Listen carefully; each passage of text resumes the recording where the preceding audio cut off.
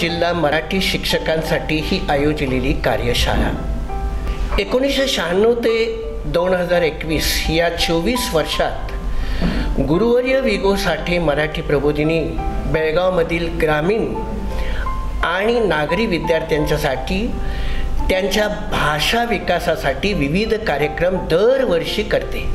मराठी व्याकरण, हस्ताक्षर स्पर्धा, स्वरचित कविता, कथाकथन यासाठी बालसाहित्य संमेलनाचे व्यासपीठ त्यांना उपलब्ध करून देते.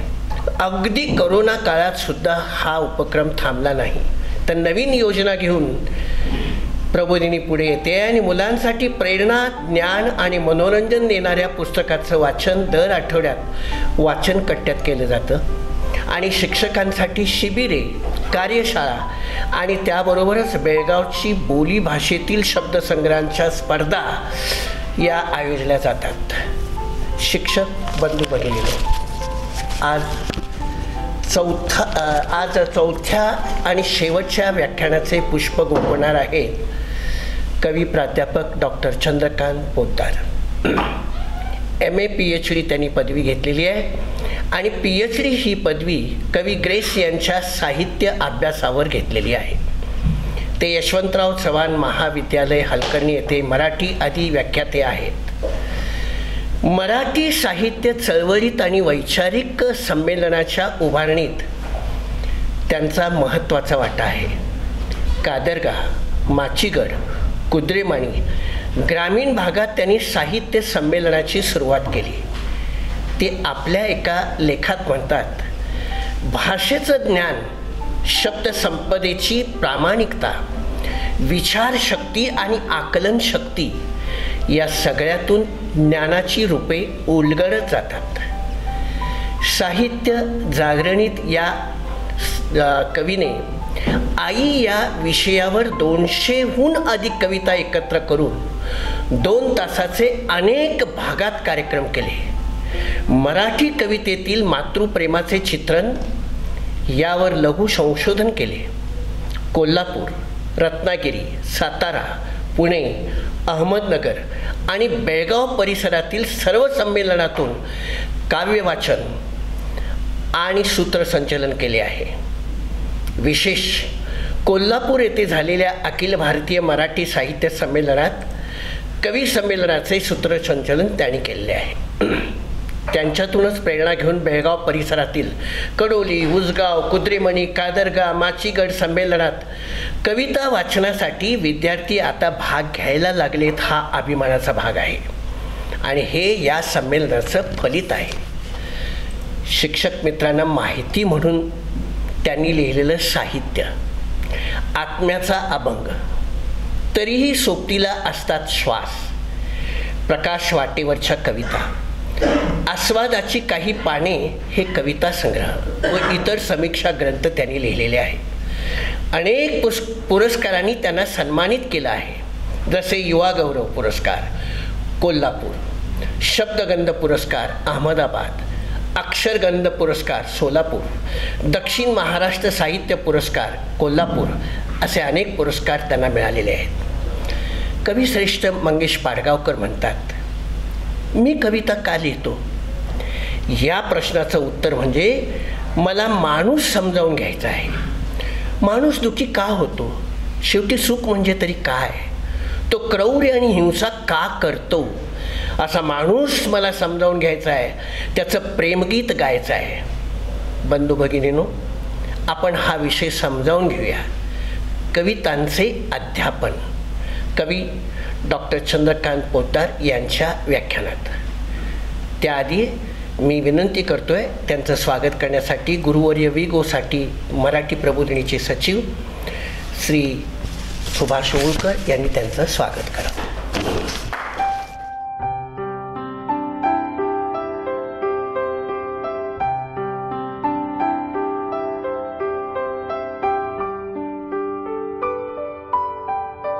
नमस्कार.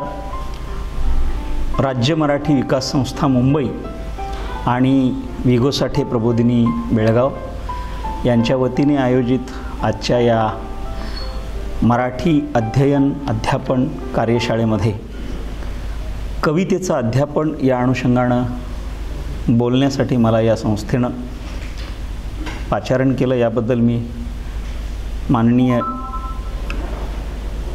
सुभाष ओळकर साहेब, चंद्रकांत पाटील साहेब, त्याबरोबर इतर सर्व मान्यवर, आदरणीय शिंदे सर, इंद्रजित मोरे सर आणि इतर सर्व, या सर्वांचं मी मनपूर्वक आभार मानतो.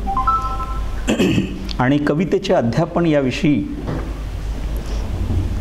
जी काही मी तोडकी मोडकी कविता लिहितो त्या अनुषंगानं या कवितेविषयीचं काही भाष्य मी करावं. कवितेचं अध्यापन करताना नेमकं काय हवं याचा काही एक विचार मी आपल्यासमोर ठेवणार आहे. मुळात मराठी कविता असो, हिंदी कविता असो किंवा इंग्रजी कविता असो, कवितेकडं जाण्यापूर्वी त्या कवितेची भाषा फार महत्त्वाची आहे. आणि ही भाषा, ज्या भाषेत ती कविता लिहिलेली आहे त्या भाषेचं महत्त्व आणि त्या भाषेची एक गोडी, या गोष्टी सगळ्यात महत्त्वाच्या आहेत. म्हणजे जोपर्यंत भाषेचं ज्ञान होत नाही तोपर्यंत मला साहित्यातल्या अन्य घटकांचं काही आकलन होणार नाही. म्हणजे लहान मूल आपल्या परीनं वाढत असतं, जसं जसं त्याला परिसराचं ज्ञान होतं, ती जी परिसराची जी भाषा आहे ती त्याची मातृभाषा, तसं साहित्याच्या भाषेचा आधी परिचय झाला की मग आपल्याला साहित्याच्या इतर घटकांकडं जाता येतं. उदाहरणार्थ मग कथा असेल, कविता असेल, कादंबरी असेल, नाटक असेल, ललित लेखन असेल, या सगळ्यांकडं जाताना त्या भाषेची प्रामुख्यानं असणारी जी ज्ञानभाषा म्हणून ज्याला आपण म्हणतो, ती ज्ञानभाषा समजून घेणं फार महत्त्वाचं आहे. नवनव्या शब्दांचं रूप आपल्याला एका भाषेचं बलस्थान निर्माण करून देत असतं आणि या अर्थानं ती भाषा फार महत्त्वाची असते. मग ती भाषा कुठल्याही वाङ्मय प्रकाराची असो, कोणत्याही प्रकारची असो. प्रामुख्यानं साहित्याची भाषा जी आहे ती अशी अनेक अंगानं पसरलेली आहे. कथेमध्ये येणारी भाषा ही खूप वेगळी आहे, कादंबरीत येणारी भाषा ही वेगळी आहे, नाटकामध्ये दोन पात्रांमधला संवाद जेव्हा निर्माण होतो तेव्हा त्यातून येणारी भाषा खूप वेगळी आहे, ललित लेखनातून येणारी लालित्यपूर्णतेची, सौंदर्यपूर्णतेची जी भाषा असते ती भाषा वेगळी आहे, समीक्षेच्या अंगानं येणारी काही टीकात्मक स्वरूपाची किंवा काही त्यातले बारकावे शोधणारी भाषा असते ती समीक्षेची भाषा वेगळी आहे. पण या सगळ्यामध्ये कविता हा प्रांत खूप वेगळा आहे, ज्याचं अध्यापन करताना एक शिक्षक म्हणून, एक कवी म्हणून किंवा एक सामान्य माणूस म्हणून सहजपणानं जरी कविता वाचायला लागलो तरीसुद्धा त्या कवितेचं सुद्धा काही एक मर्म असतं, ते मला कशा पद्धतीनं उलगडून दाखवता येतं याचं एक वेगळेपण आज आपण बघणार आहोत. अर्थातच मुळात कविता काय असते तर ते कवीचं एक स्वगत असतं, तो आधी स्वतःशी बोलतो. कवीचं तर एक आत्मपरीक्षण असतं, स्वतःलाच छिलून घेतल्यानंतरची जी एक प्रक्रिया असते ती त्या कवितेची असते. हे छिलून घेणं फार महत्त्वाचं. म्हणजे कवितेचा स्वतःशी असणारा एक आत्मसंवाद असतो, स्वतःचं आत्मपरीक्षण असतं. एकाच वेळेला कविता ही कवीचीही असते आणि नेमकी त्याच वेळेला ती समाजाचीही असते. म्हणजे नारायण सुर्वेंची कुठलीही कविता घेतली तर ती त्या कवीची कविता आहे, पण जेव्हा आपण वाचतो तेव्हा आपल्याला वाटतं अरे हा आपला अनुभव आहे. म्हणजे आपल्याला समाज जीवनातले जे घटक दिसतात ते सगळे तो कवी आपल्या परीनं कवितेत उतरवत असतो. त्यामुळं कवीची आणि इतरांची किंवा समाजाची जी कवितेची भाषा असते ती खूप महत्त्वाची आहे. आता कवितेचं अध्यापन करत असताना काय हवं आहे? सर्वसाधारणपणानं आता माझ्यासमोर इथल्या बेळगाव परिसरामध्ये असलेल्या 10वीचं पुस्तकही डोळ्यासमोर मी ठेवलेलं आहे. त्यामध्ये ज्ञानेश्वरांपासून विंदा करंदीकरांच्यापर्यंत क्रम मागे पुढे जरी असला तरीसुद्धा, म्हणजे अनुराधा पाटलांच्यापर्यंत एक वेगवेगळा विचार या कवितांमध्ये आहे. म्हणजे ज्ञानदेवांचं पहिलं तोगे काहू आपण लहानपणी लताबाईंच्या आवाजातून ऐकत ऐकत आपण मोठे झालो, पण त्यातला जो गोडवा आहे आणि ज्ञानदेवांना जे सांगायचं आहे त्याचा विचार वेगळा आहे. पंडिती काव्यांमधलं रुक्मिणीचं कृष्णास्पत्र नरेंद्रांनी लिहिलेलं आहे. रामजोशींची लावणी आहे. प्रके अत्रेंचं विडंबन, केशवकुमारांचं विडंबन आहे. यशवंतांची कविता आहे. राष्ट्रसंत तुकडोजी महाराजांचं देशभक्तीपर गीत आहे, गाऊ त्यांना या भारतात बंधुभाव, किंवा कुसुमाग्रजांची प्रेमकविता आहे. पाडगावकरांची निसर्ग कविता आहे, इंद्रजित भालेरावांची ग्रामीण कविता आहे, दया पवारांची दलित कविता आहे, अनुराधा पाटलांची समस्या प्रधान स्त्री समस्या प्रधानाची कविता आहे आणि करंदीकरांचं नवकाव्य आहे. इथे कवितेचे सगळे वाङ्मय प्रकार वेगवेगळ्या अंगांनी हाताळलेले आहेत. म्हणजे कविता निसर्ग कविता म्हणून आपण मान्य करतो. बालकवींची कविता ते डायरेक्ट आपण नादो महानोरांची कविता. म्हणजे या ज्या निसर्ग कविता आहेत त्या वाचायला लागलो की आपल्याला पावसाचं रूप कळायला लागतं. ये रे घणासारख्या आरती प्रभूंच्या कवितेचं रूप चित्र कळायला लागतं. पण आरती प्रभूंची कविता ही निसर्ग कविता म्हणून कधी आली नाही. आरती प्रभूंची कविता ही आत्ममग्न व्रतस्थ अशा प्रकारच्या कवीची कविता म्हणून आली. कारण ये रे घणा न्हाऊ घाल माझ्या म्हणा ते पुढं आलेलं आहे. पण निसर्ग कविता जेव्हा मी पाडगावकरांची बघतो किंवा नादो महानोरांची बघतो तेव्हा त्या पावसाची रूपं वेगवेगळी दिसायला लागतात. म्हणजे निसर्ग कविता वेगळी आहे. ग्रामीण कविता गह पाटलांची मीठ भाकरमधली कविता आपल्याला माहिती आहे. आणि अगदी अलीकडे कल्पना दुधाळ नावाच्या बाईची सिझरकर म्हणते माती या कविता संग्रहातल्या कवितेपर्यंत येतो. म्हणजे माती मला काहीतरी सांगते. ही MA मराठी असलेली कवयित्री आजही उत्तम पद्धतीनं पुण्याजवळ दौंडच्या तिथं शेती करते आणि शेती मातीत बोलत असताना राबत असताना ती इतक्या सुंदर कविता लिहिते. हे जे निसर्ग कवितेचं चित्र आहे, कृषी जीवनाचं चित्र आहे, ते खूप व्यापक अंगानं आलेलं आहे. प्रेमकविता इथे आपल्या कुसुमाग्रजांची कविता अभ्यासाला आहे. पण प्रेमकविता अगदी मागं जाऊ आपण. गोविंदाग्रजांची प्रेमकविता वाचतो, मग कुसुमाग्रजांची कविता वाचतो, मग त्याही मधल्या आदल्यामधल्या काळात अनेकांनी अनेक प्रकारच्या प्रेमकविता लिहिल्या. पण या सगळ्या प्रेमकवितांच्या पाठीमागची नेमकी प्रेमाची भावना फार महत्त्वाची आहे. कोऱ्या कोऱ्या कागदावर असलं जरी छापलं, ओठांवर आल्याखेरीज गाणं नसतं आपलं, असं लिहिणारा एखादा कवी असतो. आणि प्रेयसीला कोरपत्र पाठवणारा प्रियकर असतो किंवा प्रेयसीचं कोरपत्र प्रियकराला येतं. एकही अक्षर न लिहिता खूप काही बोललेलं असतं. ही जी प्रेमभावना आहे ती अनेक अंगानं प्रेमकवितेमध्ये येते. या सगळ्या अशा घटकांचा विचार करत असताना कवितेकडं त्या अध्यापनाच्या पातळीवर ज्या वेळेला मी बघतो तेव्हा मला असं वाटतं कवितेचं अध्यापन करताना त्या साहित्यकृतीचा आधी आस्वाद घेतला पाहिजे. एखादी कवितेकडं जाण्यापूर्वी कविता संग्रह एक नजरेसमोर घालतो, मग त्या संग्रहाचा एकूण सगळा डामडौल आपल्या लक्षात येतो आणि मग या सगळ्या कविता वाचल्यानंतर हा कोणत्या प्रवृत्तीचा कवी आहे, हा कोणत्या वृत्तीचा कवी आहे, हा कोणत्या पठडीचा कवी आहे, याची कविता कोणत्या कॅटेगरीमधली आहे, ती निसर्ग कविता आहे, प्रेमकविता आहे, राजकीय विडंबना आहे, उपहास आहे, सामाजिक कविता आहे, नेमकं काय आहे याचा एक दृष्टिकोन आपला तयार होतो. त्यासाठी अगोदर साहित्याचा आस्वाद घेतला पाहिजे. साहित्याच्या आस्वादानंतर आपल्या लक्षात असं येतं की या सगळ्या भूमिकेकडे बघत असताना सुद्धा आपण बघतो कवितेचा आस्वाद त्यात फार वेगळा आहे. कवितेचा आस्वाद घेताना काय पाहिजे?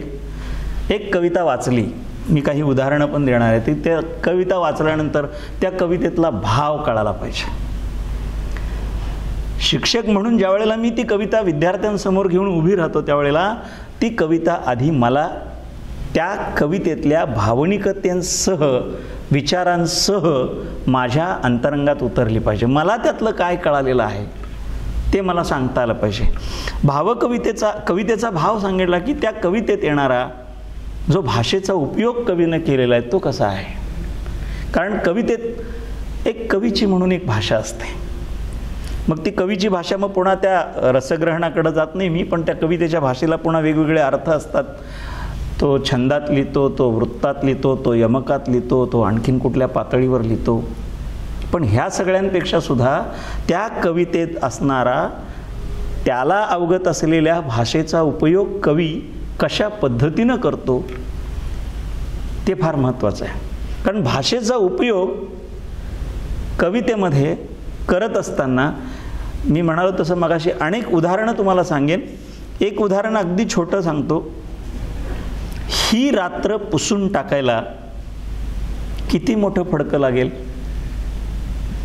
रवींद्र लाखे नावाचा कवी लिहितो, ही रात्र पुसून टाकायला किती मोठं फडकं लागेल. आता इथे रात्र पुसून टाकणं हे सामान्य माणसाला शक्यच नाही. आणि इतकं मोठं कापड आपल्याकडं असणंही शक्य नाही, पण कवीला ते शक्य आहे. ही कवितेची भाषा. म्हणजे अलीकडच्या कवितेतलं एक हे उदाहरण मी दिलं. बरोबर याच्या मागं जाऊ, थोडंसं मागं संत साहित्यातल्या काही ओळी जर बघितल्या तर आपल्याला दोनच आपल्याला ज्ञानपीठं कळतात. खऱ्या अर्थानं महाराष्ट्राची दैवतं म्हणतो आपण, तशी मराठी भाषेची दैवतं म्हणतो. एक ज्ञानेश्वर आणि एक तुकाराम. शब्द तुक्याचा अभंग राही तशाच त्या ज्ञानाच्या ओव्या. शब्द तुक्याचा अभंग राही तशाच त्या ज्ञानाच्या ओव्या.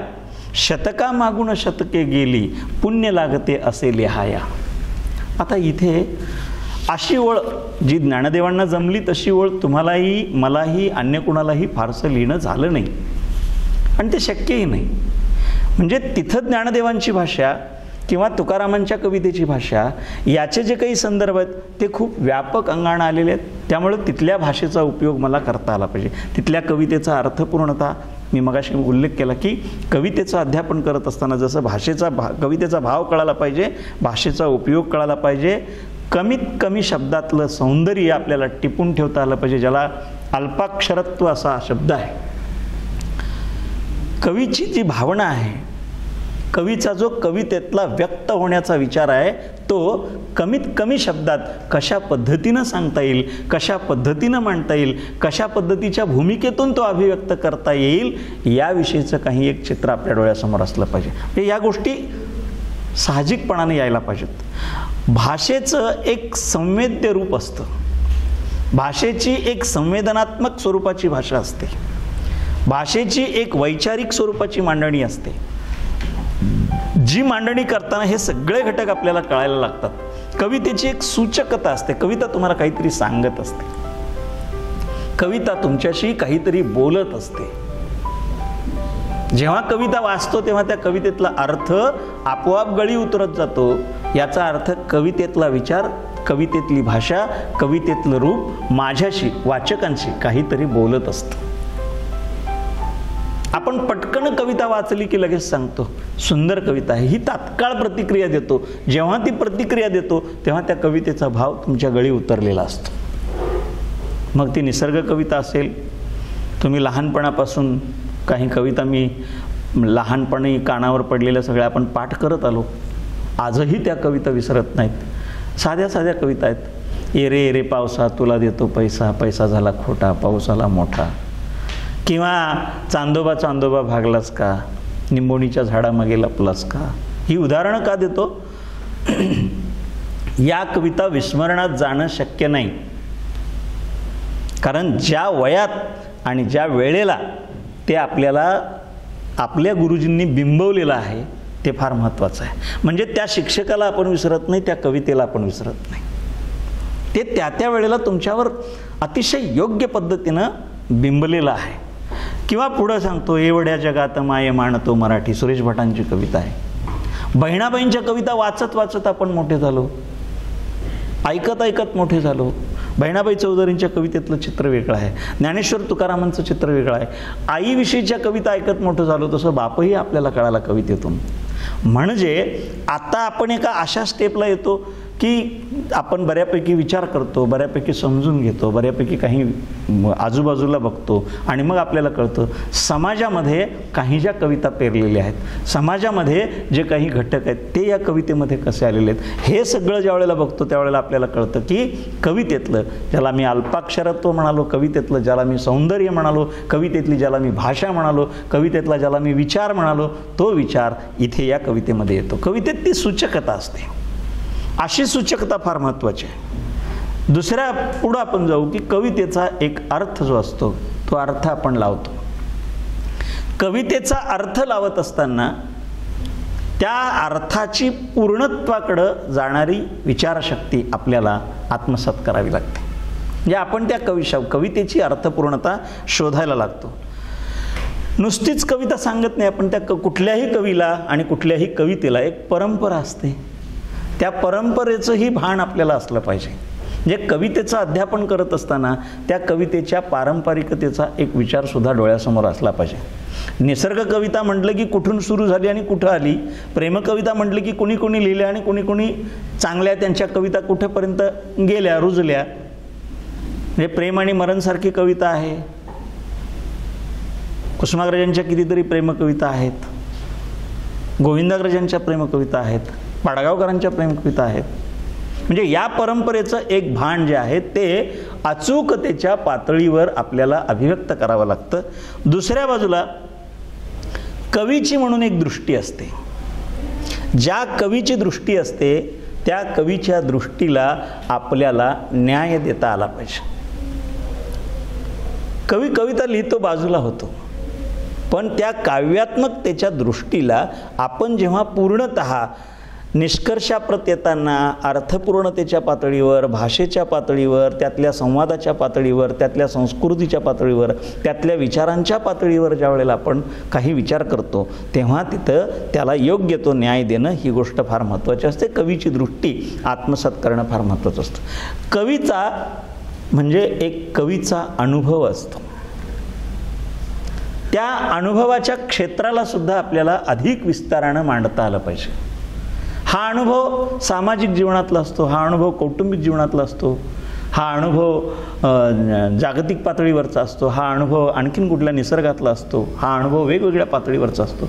म्हणजे कवीचा अनुभव आणि कवीची भाषा, कवीचा अनुभव आणि कवीचा विचार, कवीचा अनुभव आणि वाचकांची एक त्याच्याशी जुळलेली नाळ, याच्यातून कवितेचं एक सार आपल्याला कळायला लागतं. त्यामुळं कवीचं अनुभव क्षेत्र हे जे आहे ते वेगवेगळ्या पातळीवर येतं. म्हणजे त्यामध्ये वापरलेला शब्द, त्या शब्दांची त्याची कवीची झालेली शब्दक्रीडा ज्याला आपण म्हणतो, शब्दांची तो खेळतो काही वेळेला.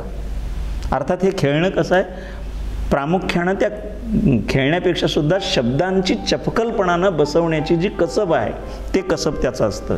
त्या कवितेतला भावाविष्कार आहे तो फार महत्त्वाचा आहे. जीवनाचं एक समग्र दर्शन तो घडवत असतो, ते समग्र दर्शन फार महत्त्वाचं आहे. अशा सगळ्या गोष्टींकडं कवी खूप प्रामाणिकपणानं पाहत असतो आणि लिहित असतो. त्यामुळे हे सगळे घटक शिक्षक म्हणून मला आत्मसात करता आले तर माझ्या कवितेचं अध्यापन हे अधिक चांगल्या पद्धतीनं करता येतं. आता हे सगळं समजून घेताना कवी कविता लिहितो त्यावेळेला त्याचं काही एक प्रयोजन असणार आहे.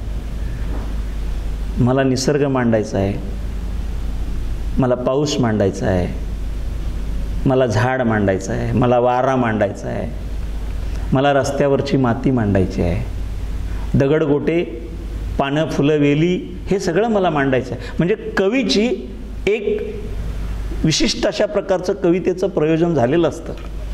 त्या प्रयोजनाच्या पाठीमागचा सूर काय असू शकेल इथंपर्यंत आपण शिक्षक या नात्यानं पोहोचताना वरील सर्व घटक आपल्याकडं असणं फार महत्त्वाचं आहे. म्हणजे मग त्या कवितेतलं चित्र ज्याला आपण म्हणतो ते फार विस्तारानं मांडता येईल.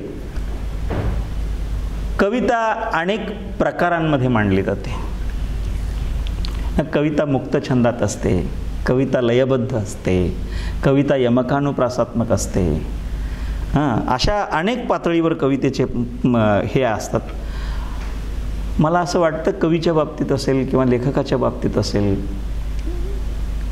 जी. कुलकर्णी एकदा म्हणाले होते की मी लेखनाशिवाय वेडा होईन. म्हणजे लेखन जर मी केलं नाही तर मी वेडा होईन. आणि कबीर असं म्हणाले होते की जग झोपलं की मी जगासाठी रडतो. आता ह्या दोन्ही माणसांच्या ज्या भावना आहेत त्या महत्त्वाच्या. म्हणजे लेखक म्हणून जीएनची एक लेखनाची दृष्टी आहे आणि कबीरांची सुद्धा एक दृष्टी आहे. असं कवीनं लिहिलंय का? हो लिहिलंय. मग मराठीतले असतील, हिंदीतले असतील. पाडगावकरांनी लिहिलं कवितेकडं बघताना. कवी कसा बघतो, कवितेकडं कसा बघतो? कवी जेव्हा बोलतो ना फुलात फूल होऊन, कवी जेव्हा बोलतो ना फुलात फूल होऊन, ऐकायचं असतं तेव्हा आपण कडेवरचं मूल होऊन.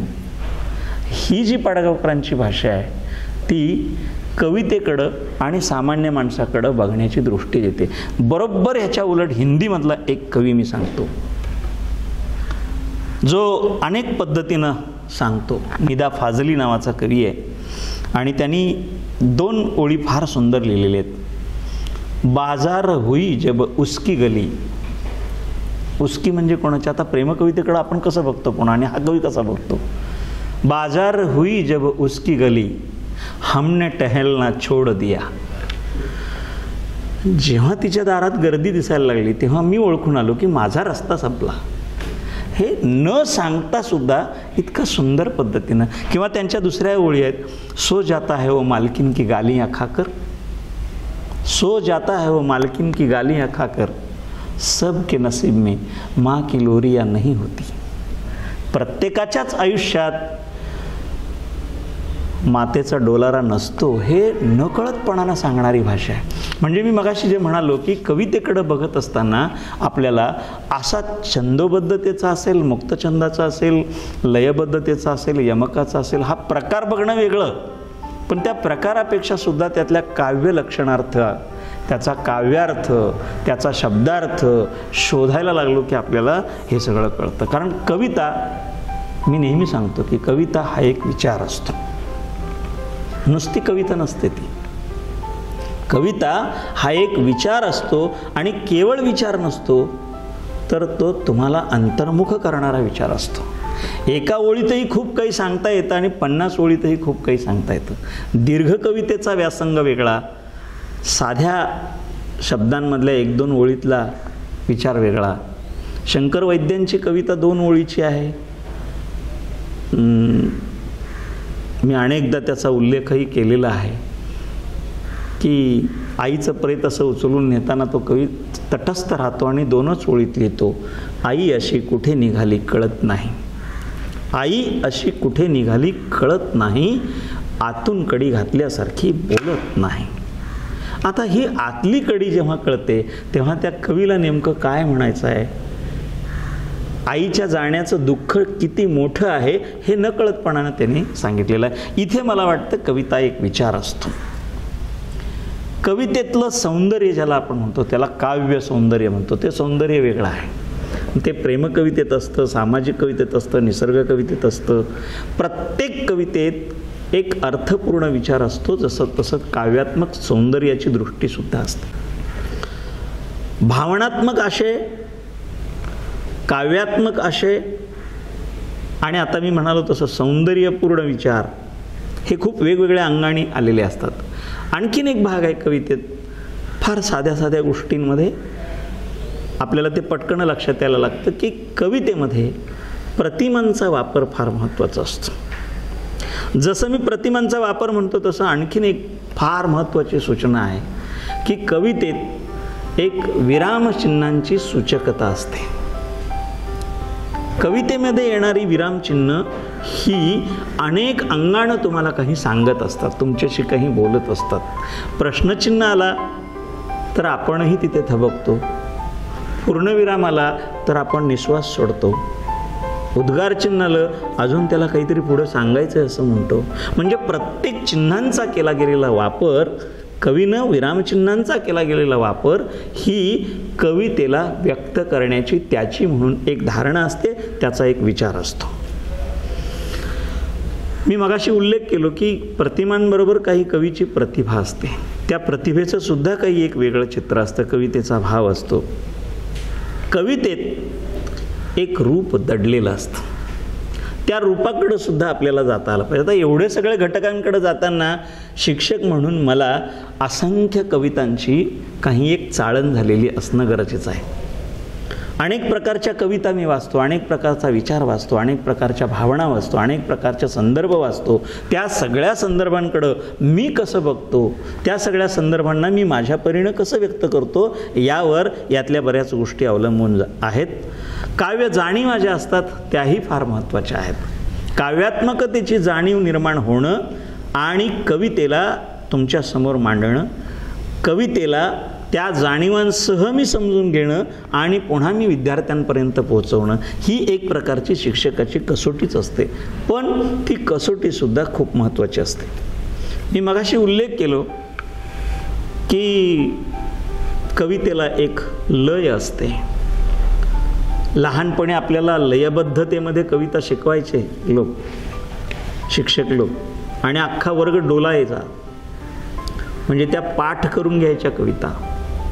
मग पावसाची कविता असेल, चांदोबाची कविता असेल, आणखीन कुठल्या कविता असतील, बऱ्याच कविता असतील, तुकारामांचा अभंग असेल, ज्ञानेश्वरांची ओवी असेल, तर हे सगळं आपण पाठ करून घेतलं आपल्याकडनं. पण त्या काव्यजाणीवेबरोबर त्या कवितेची लय खूप महत्त्वाची आहे. हे मी फार महत्त्वाचं बोलतोय. त्याचं कारण आहे की लय कशी असते बघा. तुझ्याशी भांडतो आहे, तुला हे सांगतो आहे. तुझ्याशी भांडतो आहे, तुला हे सांगतो आहे. इथं तो कोणाला काय सांगणार आहे आपल्याला माहीत नाही. समोर कोण आहे माहीत नाही. ती आई आहे, बायको आहे, प्रेयसी आहे, कोण आहे माहीत नाही, मित्र आहे, कोणी माहीत नाही. पण पुढं तो कवी सांगतो, तुझ्याशी भांडतो आहे, तुला हे सांगतो आहे. निरागस लेख रावाणी व्यथे मी रांगतो आहे. ते व्यथेला तो बोलतो. तिथे व्यक्ती कुठली नाही. माझं दुःख मला माहीत, कवीचं दुःख कवीला माहीत. पण कवी जेव्हा आपलं दुःख शब्दात व्यक्त करतो आणि समजून घेणारा वाचक ज्या वेळेला ते बघतो, त्यावेळेला त्या वाचकाची जी नजर आहे ती त्यातल्या दुःखासह उतरली पाहिजे. हा त्यातला भाव आहे. म्हणजे इथे मला कवितेची लय फार महत्त्वाची वाटते. काही अलीकडच्या काळात मुक्तछंदात कविता येतात आणि तो मुक्तछंद म्हणजे एक प्रकारचं संभाषण आहे. संभाषणात्मक पातळीवर कविता येते. संवादच आहे तो. मी असं म्हणालो, मग तो असं म्हणाला, अशा प्रकारची जसे नाटकात संवाद असतात तशा प्रकारच्या संवादातूनच कविता येतात. अख्खी कविता बोलतो आणि शेवटी एकच वाक्य त्याचं किंवा तिचं असतं आणि वरचं सगळं दुसऱ्याचं असतं. असं जे दुसऱ्याचं याचा अर्थ दुसऱ्या पात्राचं, असा जो संवाद येतो कवितेमध्ये, ते संभाषणसुद्धा फार महत्त्वाचं आहे. ज्याला मी मगाशी म्हणालो की कवितेचं एक संप्रेषण होणं फार गरजेचं आहे. विचारांचं आदान प्रदान होणं फार गरजेचं आहे. या सगळ्या विचारांच्या आदान प्रदानाची भूमिका मांडत मांडत आपण या कवितेकडे गेलो की आपल्याला कळतं काव्यात्मक विचारांची देवघेव ही खूप महत्त्वाची आहे. कारण कसा विचार असतो, मी मगाशी उल्लेख केला की कविता हा एक विचार असतो. उसके दुश्मन है बहुत, हिंदीमध्ये फार सुंदर, म्हणजे इतक्या साध्या शब्दात ते किती लोक सांगतात बघा. उसके दुश्मन है बहुत, आदमी अच्छा ही होगा, एवढंच सांगतो तो. म्हणजे शत्रू कधी असतात आपल्याला जास्त, आपण बऱ्यापैकी ट्रॅकवर असतो तेव्हा. हे जे सांगणं आहे हे कवीचं सांगणं खूप वेगळ्या पद्धतीचं आहे. कवितेचं अशा सगळ्या घटकांना घेऊन कवितेचं अध्यापन करणं याचा अर्थ एक कवितेची नवी कार्यशाळा निर्माण करणं असतं. कवितेचं अध्यापन ही नवनिर्माणाची कार्यशाळाच असली पाहिजे. नवनिर्माणाची याचा अर्थ काय? समोर बसलेला विद्यार्थी या सगळ्या विवेचनातून त्याला जर प्रेरणा मिळाली, स्फूर्ती मिळाली, तर तो काहीबाही वहीवर खरडू लागेल आणि त्यालाही असं वाटू लागेल की अरे आपणही कविता लिहू शकतो. असं 50 विद्यार्थ्यांपैकी एका विद्यार्थ्याला वाटलं तर त्या कवितेचं अध्यापन 100% बरोबर झालं. याचा अर्थ कवितेच्या अध्यापनाला रियाज असला पाहिजे. कवितेच्या अध्यापनाला अवांतर वाचनाचा आवाका मोठा असला पाहिजे. कवितेच्या अध्यापन करत असताना काही एक विशिष्ट प्रकारची भूमिका आपल्याकडे असली पाहिजे की जी मला जास्तीत जास्त विद्यार्थ्यांना कशी खुलवून सांगता येईल, जास्तीत जास्त कशी ती विस्तारानं मांडता येईल, जास्तीत जास्त कसं मला पसरून सांगता येईल. आणि हे जर मी सांगत गेलो तर समोरचे विद्यार्थी आपल्यातलं बऱ्यापैकी आकलन करू शकतील. कवितेचं अध्यापन करताना काही महत्त्वाच्या बाबी आहेत त्याही सांगतो. या महत्त्वाच्या बाबी याचा अर्थ काय की कवितेचं अध्यापन करत असताना अगोदर काव्यात्मक पातळीवर लालित्यपूर्णतेच्या भाषेतून संवाद ज्याला आपलं म्हणतो, विद्यार्थ्यांशी आपलं बोलणं असलं पाहिजे. बरोबर दुसरा घटक जातो तो फलकलेखनाकडे. म्हणजे कवितेचं अध्यापन करत असताना तुमचं बोलणं जेवढं महत्त्वाचं तसं फलकलेखनसुद्धा महत्त्वाचं. नुसता फलकलेखन असून उपयोग नाही, ते फलकलेखन शुद्ध लेखनासह असणं महत्त्वाचं. बघा, म्हणजे विद्यार्थ्यांच्या मनावर त्या कवितेचा शब्द जर बिंबला तर तो शुद्ध भाषेतलाच असला पाहिजे. भले तो कवीचा कसाही असू दे, पण कवीचा तो शब्द जसाच्या तसा जरी दिला तरीसुद्धा त्या कवितेच्या प्रमाण भाषेमध्ये तो आला पाहिजे.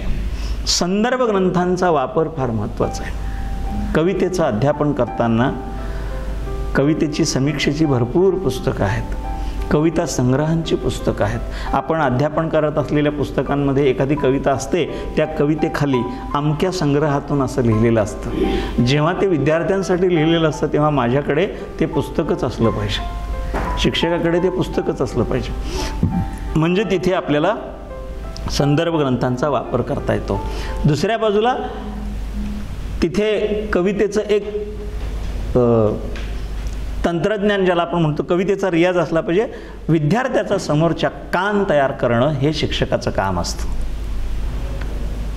विद्यार्थ्याचा कान तयार करत असताना तो कान कसा कवितेसाठी आकृष्ट होईल, कवितेसाठी कसा तो व्यापक होईल, कवितेसाठी म्हणून तो कसा तयार होईल.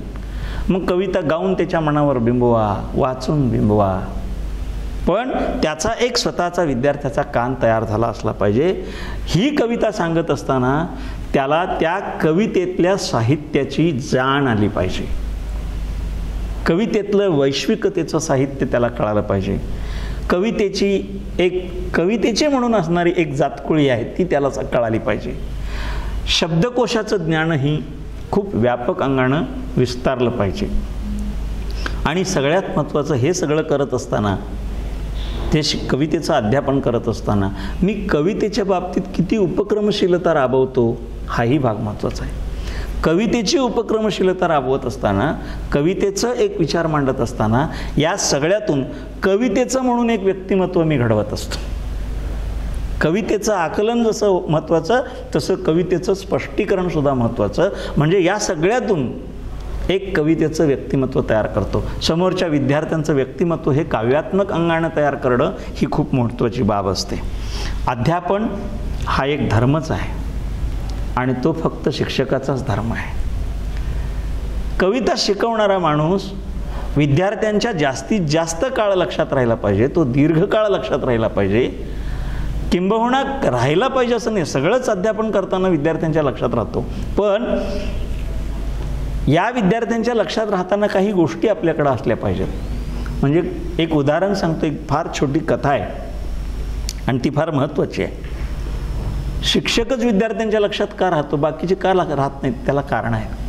म्हणजे मला वाटतं जुन्या लोकसत्तामध्ये वगैरे आलेली अशी एक कथा आहे, छोटी छिद्र नावाची कथा आहे. एक सामान्य माणूस आहे, तो भरपूर कमाई करतो, पैसा मिळवतो, भरपूर पैसा कमाई करतो, पैसा मिळवतो, बंगला बांधतो, गाडी घेतो, ऐशारामी जीवन जगतो.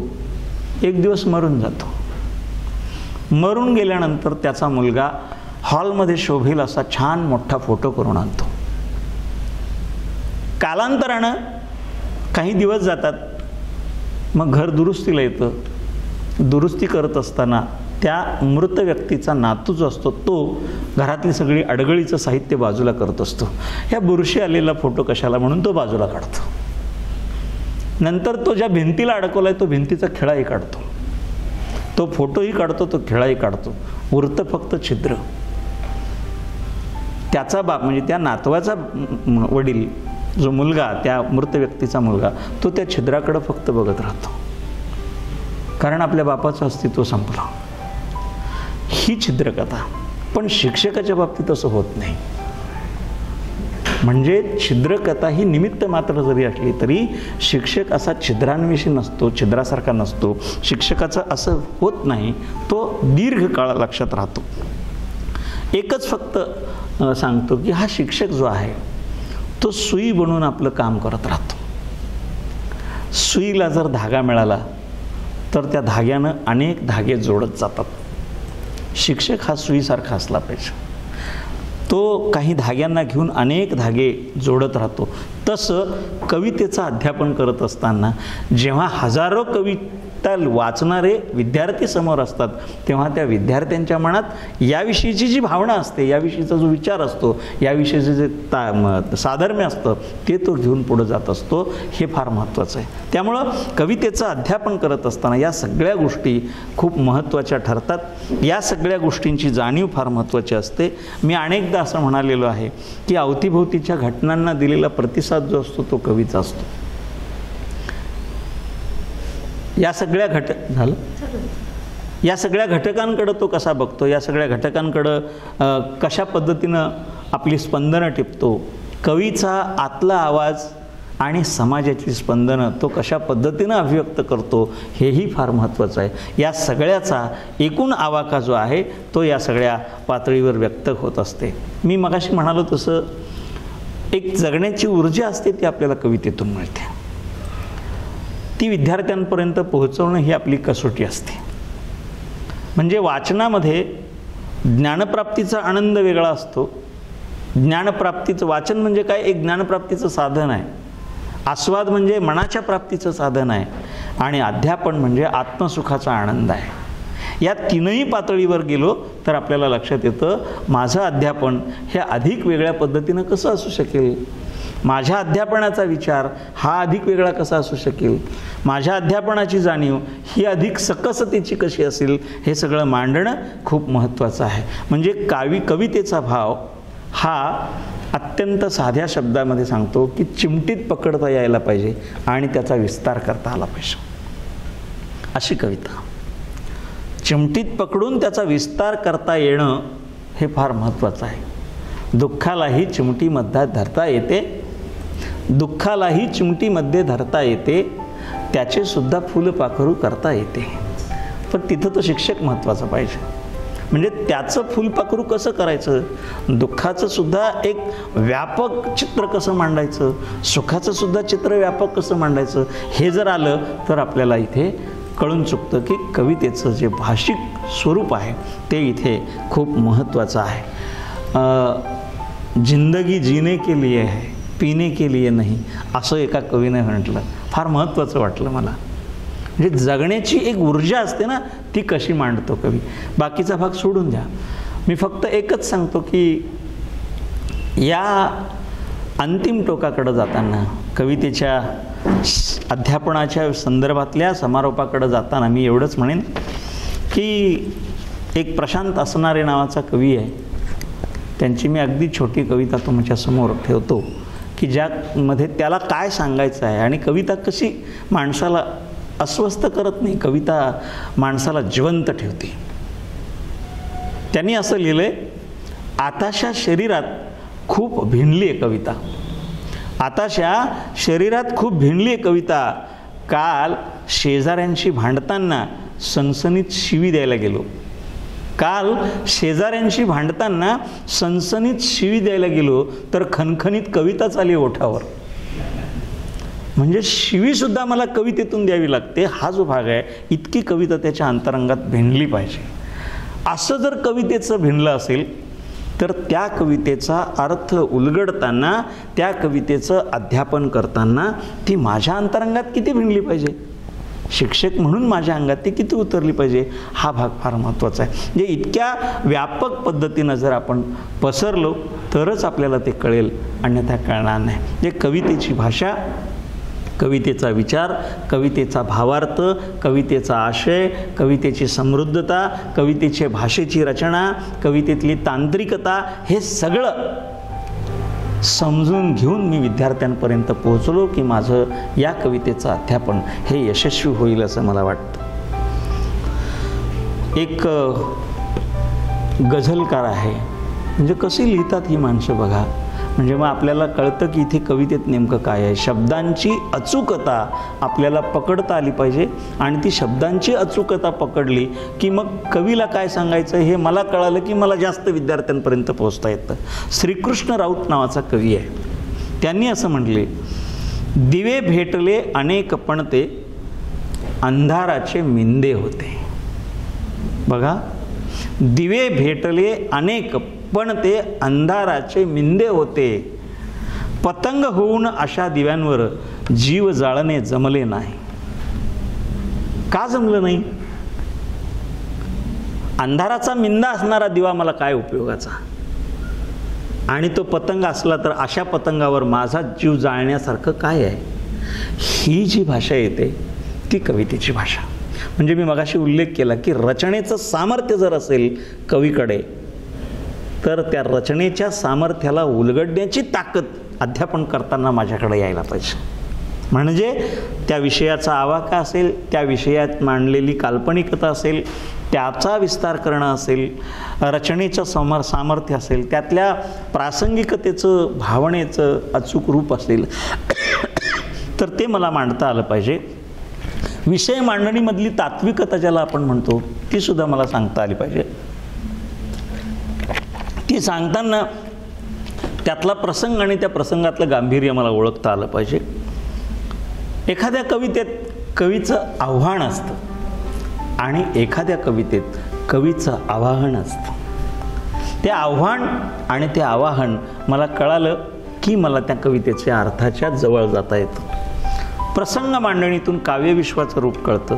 म्हणून मी मगाशी उल्लेख केला की त्यातला आशय फार महत्त्वाचा, त्यातली प्रासंगिकता फार महत्त्वाची, त्यातले अचूक शब्द फार महत्त्वाचे, कवितेची म्हणून असणारी त्या कवीची भूमिका जी आहे ती भूमिका फार महत्त्वाची. कविता एक जगण्याचा घटक बनली पाहिजे. ही जर बनली तर आपल्याला अधिकाधिक लोकांपर्यंत पोचता येतं. ही जर बनली तर आपल्याला अधिकाधिक लोकांजवळ जाता येतं. हा सगळा जो विचार आहे तो आपल्याला फार महत्त्वाचा आहे असं मला वाटतं. कविता, त्या कवितेचं माझ्यापुरतं होणारं आकलन, त्या आकलनाच्या निमित्तानं मी विद्यार्थ्यांपर्यंत पोहोचवणं, प्रसंगाची रचना, त्यातल्या कवितेविषयीची व्यापकता, कवितेचा अवकाश, या सगळ्या गोष्टींमधून एक त्या कवीची कवितेवरची निष्ठा कळते, जीवननिष्ठा कळते. आणि त्या कवितेच्या जीवननिष्ठेबद्दलचं अध्यापन करताना माझी अध्यापनावरची निष्ठा कळते.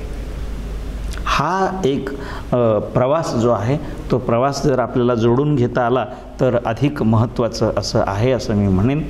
अधिक वेळ घेणार नाही, पण ह्या सगळ्या गोष्टींबरोबर कवितेकडं खूप व्यापक अंगानं बघणं आणि त्या व्यापक अंगानं बघत बघत या कवितेविषयीची भूमिका मांडणं हे फार महत्त्वाचं आहे.